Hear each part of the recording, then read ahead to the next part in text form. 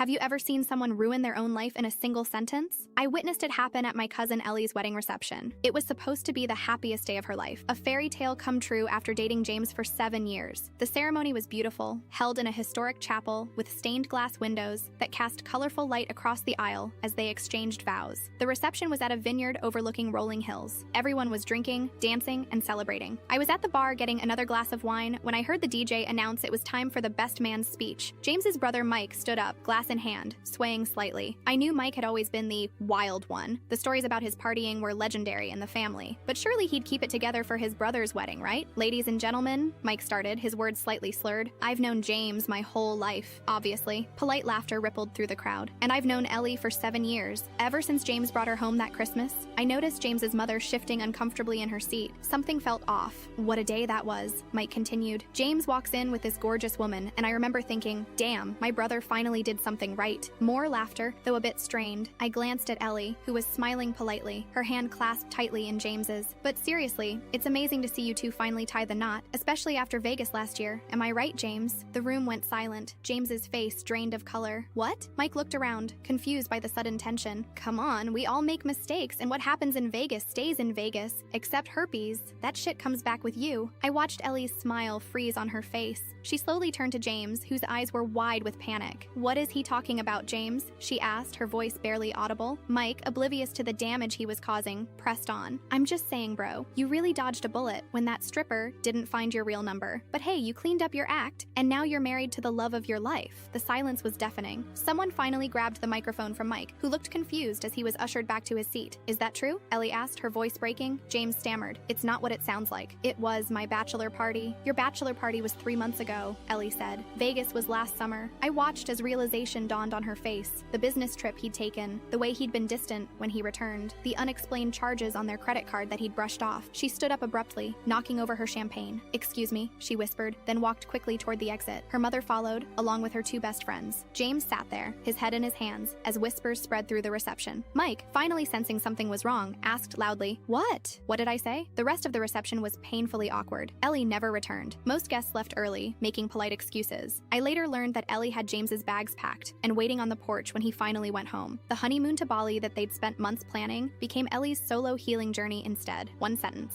23 words about Vegas, a stripper, and a dodged bullet. That's all it took for Mike to destroy his brother's marriage on the very day it began. James and Ellie's divorce was finalized 6 months later. And Mike? He wasn't welcome at family gatherings for years.